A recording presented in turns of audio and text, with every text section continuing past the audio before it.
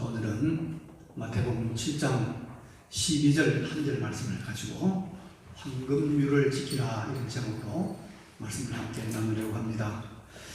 우리나라는 기독교 역사가 짧아서 그런지 몰라도 믿는 사람들 중에 참 존경받는 정치 지도자들이 많이 나오지 못해서 안타깝습니다. 근데 유럽은, 서양은 황제나 왕이나 또 제후들 중에서 하나님을 잘 섬기고 경외하는 그런 사람들이 많이 나왔습니다.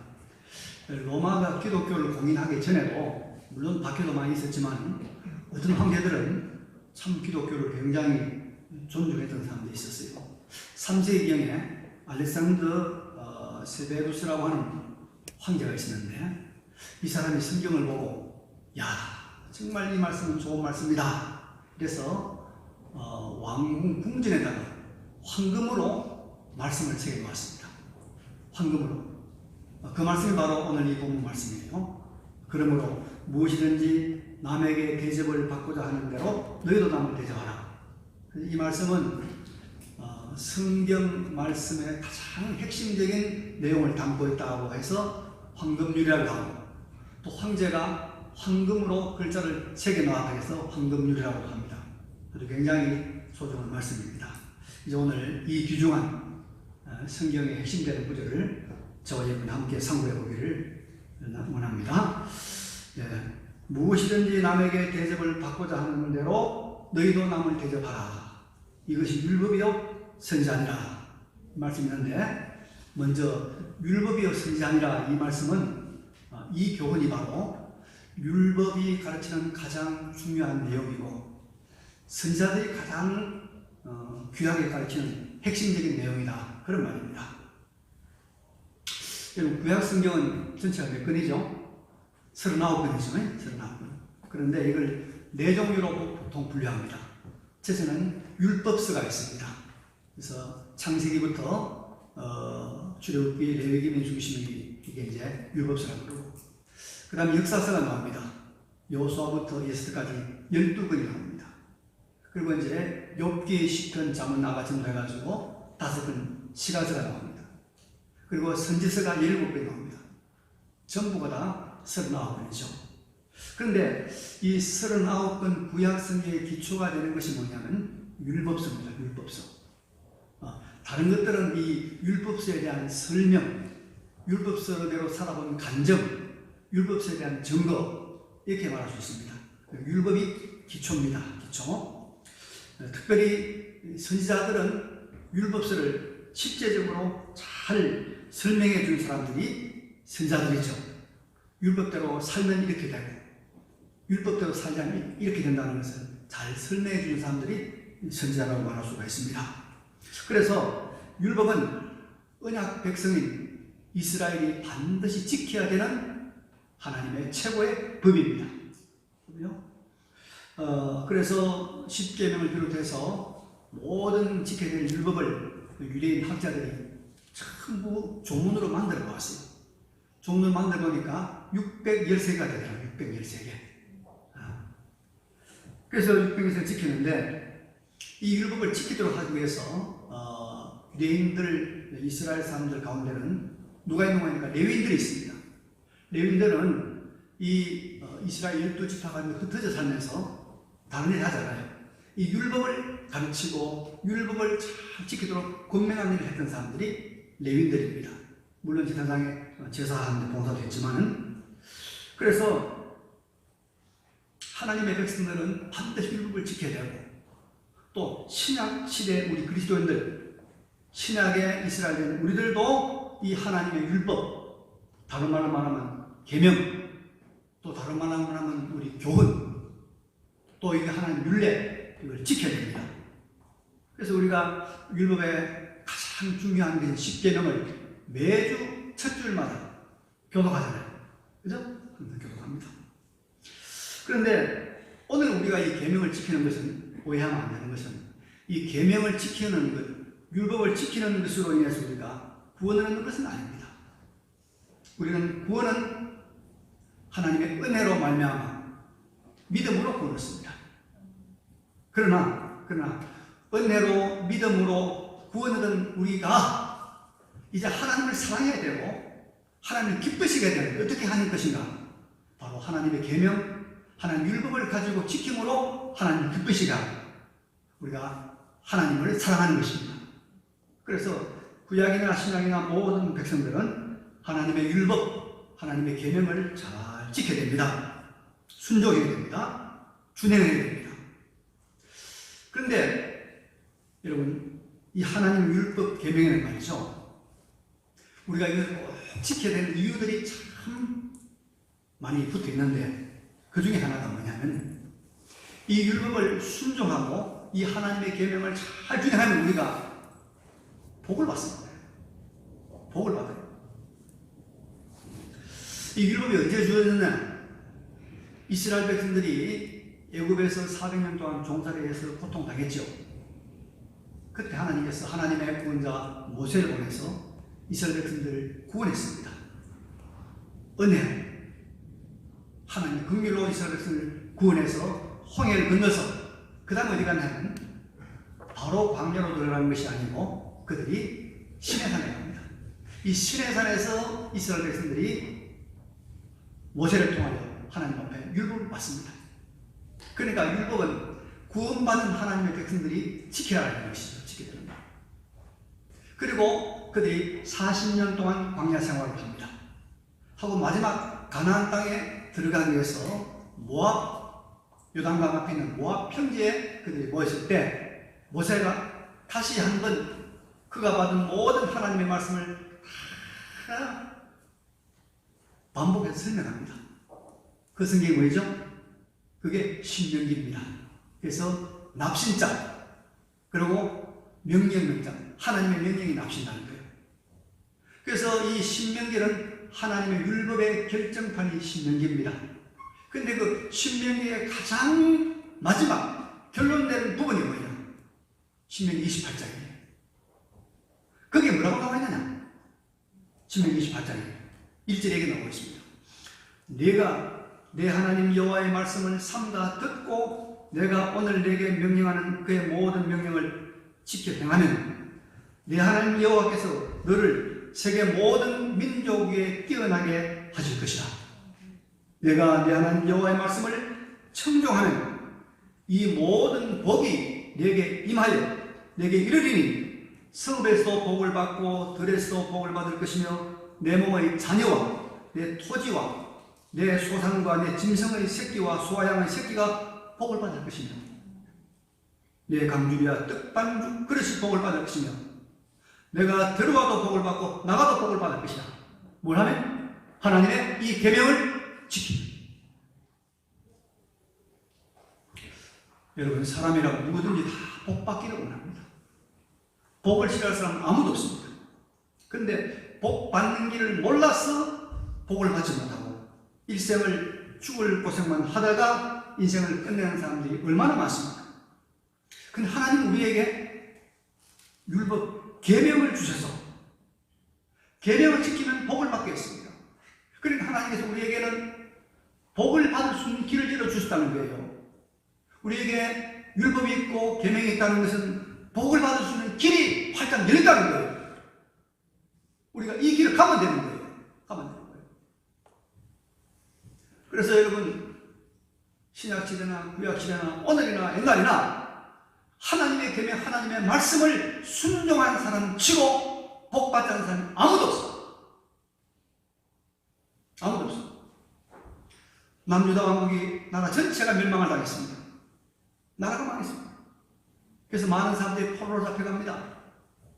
1차, 2차, 3차 포로로 잡혀가는데 1차에 포로로 잡혀간 사람 중에 어린 소년 다니엘이 있었습니다. 나라는 망했지만 이 소년은 끝까지 하나님의 계명을 지키기를 소원했습니다. 그래서 특별히 뽑혀가지고 왕의 인재를 교육하는 특별 교육기관에 갔는데 거기에 보니까 하나님의 계명에 금한 음식이 나온단 말이에요. 왕의 진미가 나오는 거예요. 그래서 이건 내가 먹을 수 없다. 하나님 계명을 지키려고 거부했습니다. 그는 늘 하나님의 말씀대로 하나님의 계명대로 자기 조국 이스라엘 향해 문을 열어놓고 하나님께 기도했습니다. 하루 세 번. 그것 때문에 그가 사자굴에 던짐을 당했습니다. 그러나 끝까지 그는 하나님의 계명을 철저히 지키는 삶을 살았습니다. 이런 계명을 철저히 지키던 다니엘이 어떻게 됐습니까? 왕이 4번이나 바뀝니다. 느부갓네살 왕이 있다가 그 다음에 벨사살 왕이 되고 벨사살 다음에는 또 이제 다리오가 되고 고레스가 되고 왕조가 바뀌고 왕이 4번이나 바뀌는데도 이 다니엘은 4번 다 뭡니까? 총리를. 이만하면 여러분 얼마나 큰 복을 받은 사람? 하나님의 계명을 지키는 사람은 하나님께서 복을 주셨어요. 여러분 건강에 관심이 많죠. 건강을 위한 정보도 많고 또 책도 많고 음식도 많습니다. 그런데 건강을 말하는 모든 의사들, 또 우리가 몸이 아파서 병원에 가면 의사들이 우리에게 물어보는 반드시 물어보는 말이 한마디 있습니다. 물어보는 뭐일까? 술, 담배 하시나요? 물어봅니다.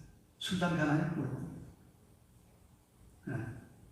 그만큼 술과 담배는 우리의 건강을 해치는 치명적이라는 것입니다. 그런데 여러분, 하나님의 계명을 지키는 사람들은 이 금주, 금년이 준 계명인지 알아요. 아, 이거는 하나님의 말씀에 근거해서 나오는 교회의 계명이구나 압니다. 지키는 거예요. 순종합니다. 그래서 이 하나님의 계명을 지키는 사람은 이런 아주 세미한 부분에서 복을 받습니다. 우리 예수 믿는 사람들이 다 안 믿는 사람은 훨씬 건강하고 오래 살잖아요. 복을 받는 거예요. 하나님께 주신 계명과 율법에는 반드시 복을 받으라고 주신 거예요. 복을 받으라고. 교회마다 목사마다 반드시 강조하는 가장 기본적인 신앙생활에 우리가 계명이 있지 않습니까? 2가지. 뭐죠? 주일 성수하시겠죠. 이거 하나님 우리에게 복 주시려고 우리에게 하나님 주신 계명입니다. 그래서 주일 성수 제대로 하고 11조 제대로 하는 사람 치고 복 받지 않는 사람이 아무도 없어. 아무도 없어. 세상 사람은 11조를 드릴 수가 없어요. 주일 성수할 수가 없어요. 하나님 모르니까. 그러니까 복을 못 받는 거예요. 땅도 짐승도 주일 성수하면 복을 받습니다. 우리가 하나님이 계명을 주신 것은 복을 받을 수 있는 길이 열렸다는 것을 우리가 깊이 기억하고, 계명 율법은 사람이 순종만 하면 복을 받는 하나님의 축복의 통로인 줄 확신하고 이 축복의 이 은혜의 방편인 말씀과 계명을 잘 순종하는 우리 모두가 되시길 바랍니다. 하나님께 복 주시려고 주신 거예요. 복 주시려고. 그러면 여러분, 이 율법, 계명이라고 하는 것이 도대체 어떤 내용일까? 아니 10계명을 제가 다 쓰라고 그러면 아마 다 쓰는 분도 있겠지만 못 쓰는 분이 태반일 거예요. 괜찮아요. 그런데 이스라엘 백성들이 지켰던 613개의 미츠바시라고 하는 계명을 쓰라고 그러면 저도 못 씁니다. 저도 못 씁니다. 이거 얼마나 복잡하고 얼마나 내용이 방대한지 우리가 지키기가 힘들겠습니까? 그런데 주님께서 오늘 본문에서 아주 친절하게도 이 율법과 이 계명을 딱 한마디로 우리 정리해 주셨어요. 얼마나 감사합니다. 오늘 본문에 보니까 율법과 선지자의 핵심이 뭡니까? 어떻게 하는 것이 율법을 잘 지키는 것이고 어떻게 하는 것이 선지자의 말을 잘 듣는 것입니까? 한마디로 말하면 대접하는 것.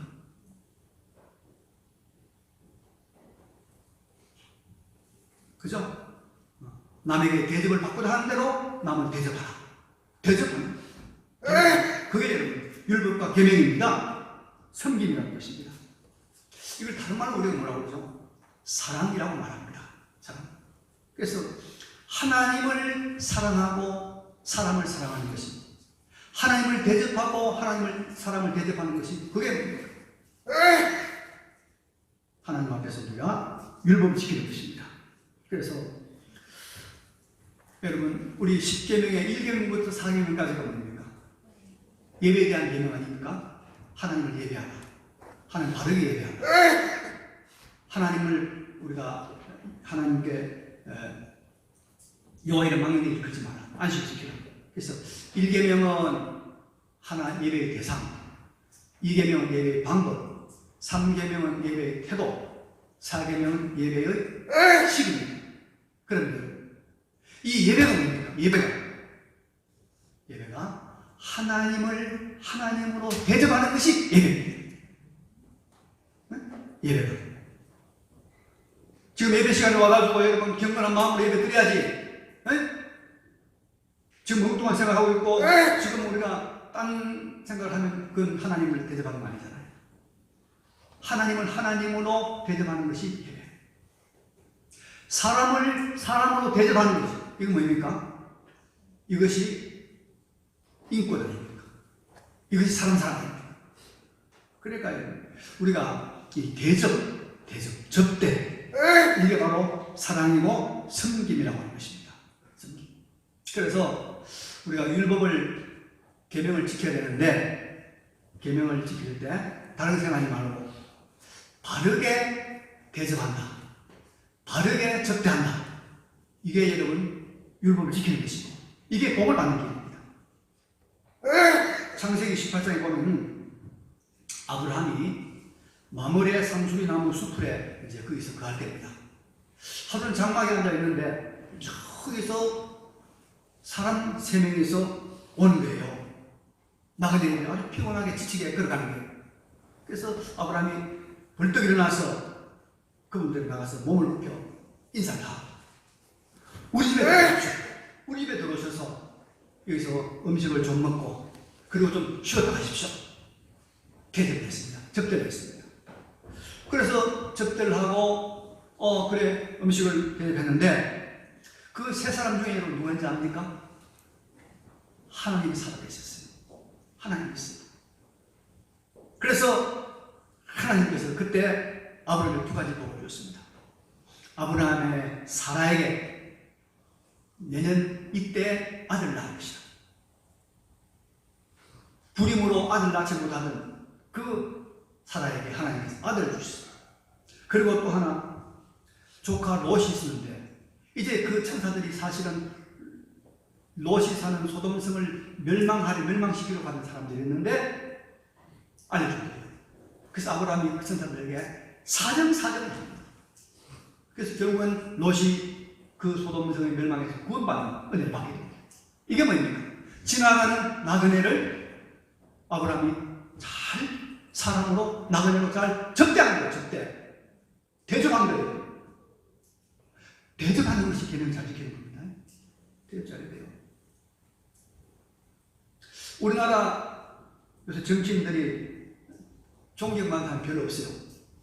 이 행정이나 정치하는 사람 중에 존경만 하면 별로 없는데, 그래도 존경만 하는 사람을 들려고 하면 감사원장은 최대영 씨가 들 수 같아요. 이분이, 그죠? 정권의 눈치를 보지 않고 아주 소신을 가지고 공정하게 감사활동 하는 걸 우리 보고 박수를 치고 있잖아요. 우리가 또 위로를 받고 있습니다. 네, 고위직에 있는 사람들이 요즘 참 내로남불해서 많이 욕을 먹고 있는데, 그분은 그렇게 존경과 신뢰를 받는 것을 보면 복받은 것이 확실해요. 그런데 여러분, 이분의 삶을 보면 정말 계명을 잘 지키는, 대접을 잘하는, 섬김을 잘하는 삶을 살았습니다. 고등학교 때 소아마비로 걸음을 못 걷는 같은 교회 친구를 3년 동안 업고 학교 갔다 학교 왔어요. 그리고 같은 대학에 들어가서 같이 고등교수를 학교 가고 섬겼습니다. 이번에 필리핀 선교여행을 갔는데 선물 당하면서 애들 많이 오니까 나는 선물 없는 거예요. 마침 가지고 있던 이 바람개비가 있었는데 그 바람개비를 하나 펴가지고 애들에게 선물로 나눠주는 그런 일하고 유명합니다. 계명을 지키는 거, 섬기는 삶, 이걸 잘 사니까 하나님께서 이런 복을 주잖아요. 우리가 계명은, 율법은 대접하는 거예요. 접대하는 거예요. 섬기는 거예요. 사랑하는 거예요. 그래서 사랑은 율법의 완성이라는 것입니다. 우리가 인구가 우리 지구촌 인구가 한 80억 된다고 그러는데요. 우리나라는 그런 말이 있지 않습니까? 한 사람만 통하면 다 통한다. 그런데 세계 전혀 나는 모르는, 얼굴 모르는 사람하고 통하려고 하면요, 5명 반만 통하면, 그러니까 6명만 건너가면은 다 통한다는 거예요. 안다는 거예요. 그만큼 하나님께서는 우리 모든 사람이 관계를 맺을 수 있는 길을 열어놓은 거죠. 이게 왜 그랬을까요? 사랑하라고, 섬기라고. 그래서 우리가 여러분, 우리 한국에 있으면서도 지금 아프리카 우간다에 있는 아이들을 섬기고, 저 필리핀에 있는 또 미얀마에 있는 그런 어려운 아이들을 섬길 수 있잖아요. 사랑할 수 있잖아요. 그래서 우리를 위해서 십자가에 피 흘려 죽으신 예수님의 보혈의 은혜, 감사하는 마음을 가지고 섬길 사람을 찾고 관계를 맺고 율법의 삶, 접대하는 삶, 대접하는 삶, 사랑하는 삶, 이 삶을 살아, 이 삶을 살아 결론이 어떻게 될까요? 복을 받으시기 바랍니다. 복을 받아야 돼요. 섬겨야 복을 받아요. 계명을 지켜야 복을 받아요. 사랑해야 복을 받아요. 그러면 마지막으로 우리가 섬길 때 어떻게 섬겨야 될까?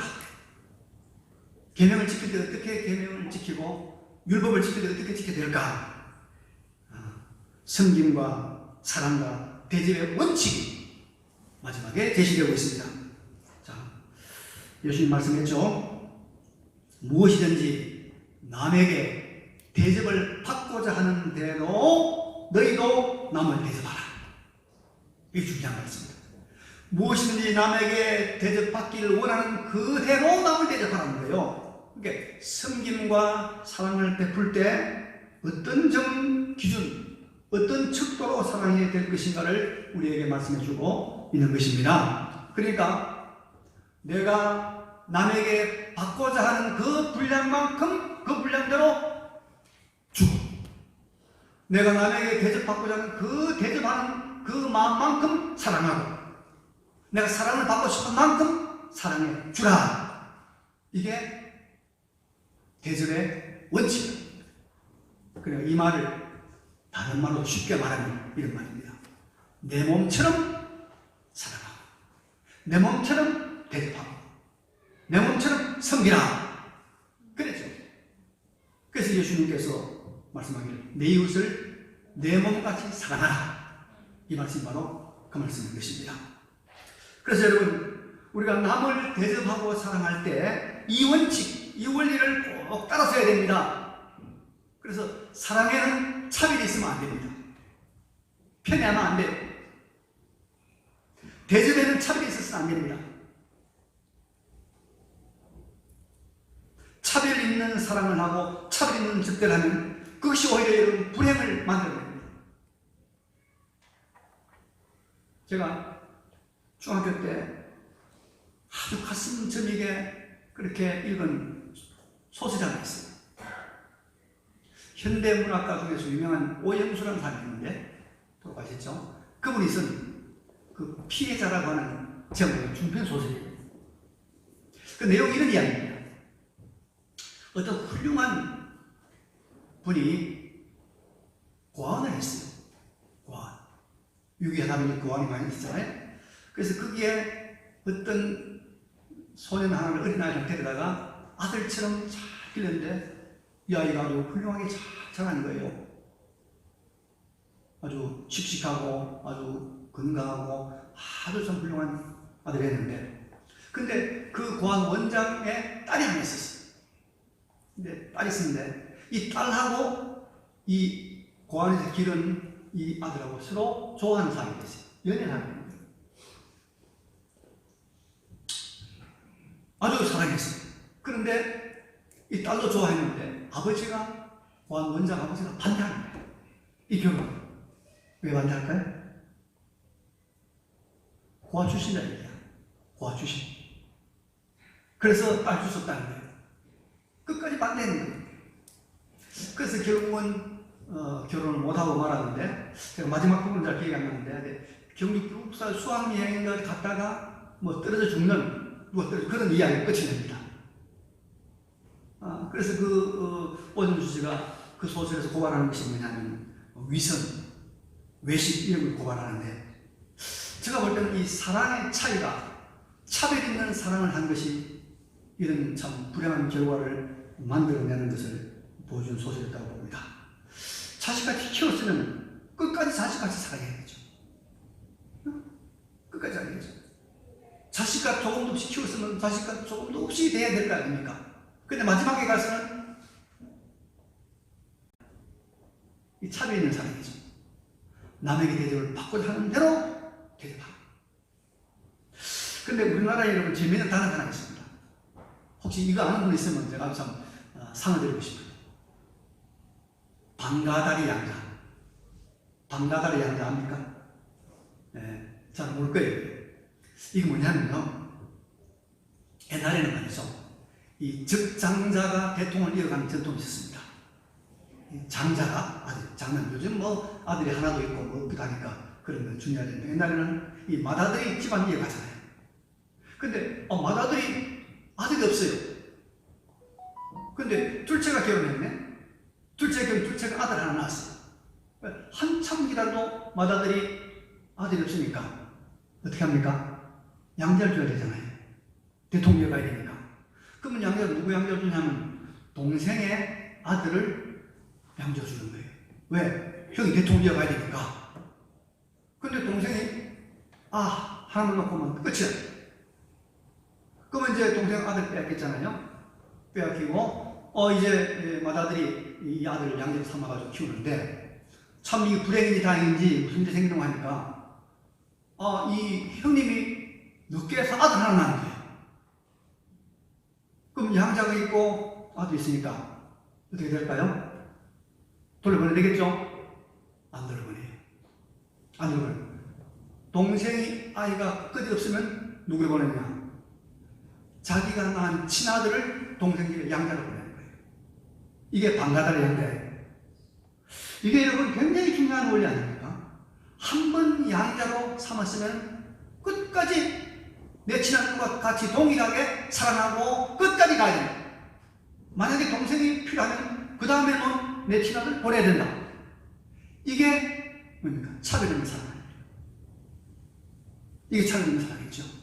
이게 여러분 내가 대접을 받고자 하는 대로 남을 대접하는 거 아닙니까? 이 사랑이 이게 주님이 원하시는 이게 진짜 계명의 정신입니다. 그래서 우리가 이런 사랑을 할 때 밥상에 손님하고 이렇게 우리 아들 밥 먹는데 우리 아들한테는 좋은 반찬 돌리고 손님은 돌리고 이러면 그건 사랑이 아닙니다. 같은 밥상에 있으면 아들과 손님과 거지하고 똑같이 먹는 거죠. 그 사랑 아니겠습니까? 그 사랑. 여러분 이 차별 없는 사랑을 실천했기 때문에 구원받은 사람 생명과 한번 이야기할까요? 아까 아브라함 얘기인데 아브라함의 조카 롯이 소돔에 살지 않습니까? 그 소돔성에 나그네 두 사람이 왔단 말이죠. 나그네를 아무도 대접하지 않으니까 이 롯이 자기 집에 모시고 들어가 대접을 합니다. 저녁을 이제 대접을 하고 잠을 자는데 그날 밤에 소돔성에 있는 이 못된 사람들이 찾아와가지고 내놓으라는 거예요. 우리가 이걸 좀 욕을 먹여야겠다. 근데 롯이 어떻게 합니까? 나가서 못 내준다. 못 내준다. 그러니까 그 소돔 사람들이 이놈이요 굴러들어온 돌이 뭐 한다더니 이게 우리를 재판관 노래한다. 안 된다. 내놔라. 그러니까 롯이 겁이 나서 그 사람 내줍니까? 겁이 나서 내줍니까? 아닙니다.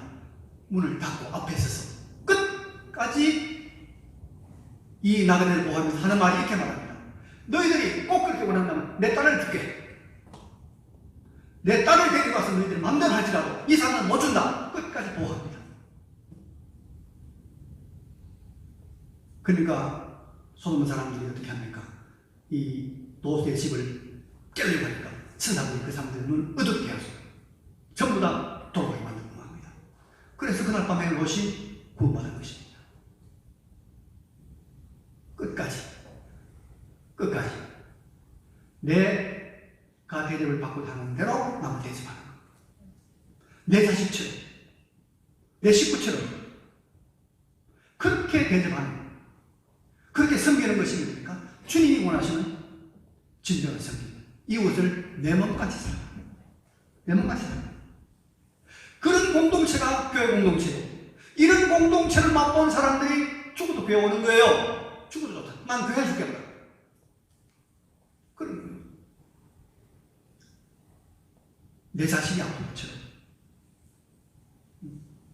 내 식구가 어려움 당한 것처럼 그렇게 사랑하고 그렇게 섬기고 그렇게 대접하는 이것이 그리스도의 사랑의 대접의 원칙이고 척도입니다. 그래서 이웃사랑, 내 몸같이 사랑하는 이웃사랑, 이것이 주님이 우리에게 원하시는 계명 순종의 원칙입니다. 자, 오늘 우리가 계명에 대해서 몇 가지 생각했습니다. 자, 몇 가지 결단하면 좋겠습니다. 첫째, 계명을 잘 지키면 뭐가 있다고? 반드시 뭐가 있습니까? 복이 있습니다. 복이 있습니다. 확실한. 하나님께서 우리에게 복 받을 길을 주셨어요. 복 받으라고 계명을 주신 거예요. 복 받으라고.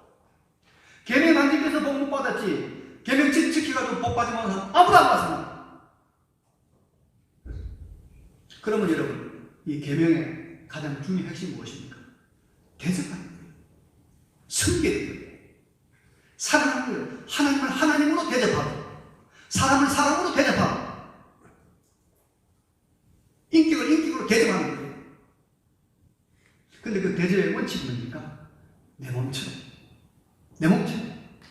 내 사람처럼, 내 것처럼, 내 식구처럼 그렇게 우리가 사랑하고 섬길 때 하나님의 은혜와 복을 우리가 임할 줄로 믿습니다. 이 길을 걸어가는 우리 모두가 되시기를 간절히 바랍니다. 잠깐 우리 결단의 기도를 하나님께 드리겠습니다. 기도하겠습니다. 걸어가시고 전능하신 우리 아버지 하나님, 은혜와 사랑을 감사를 드립니다. 아버지 하나님께서 우리를 도와주시고 불쌍히 여겨주셔서 아버지 하나님을 들어주시기를 간절히 원합니다. 여호와 우리 아버지 하나님, 이 길을 걸어가는 우리 모두가 되시고 성령 도와주시고 성령의 역사해 주시기를 간절히 기도할 때 아버지 하나님 도와주옵소서. 걸어가신 우리 아버지 하나님, 오늘도 우리가 거룩한 성일 하나님을 사랑하고 하나님을 예배하는 은혜를 주심을 감사를 드립니다.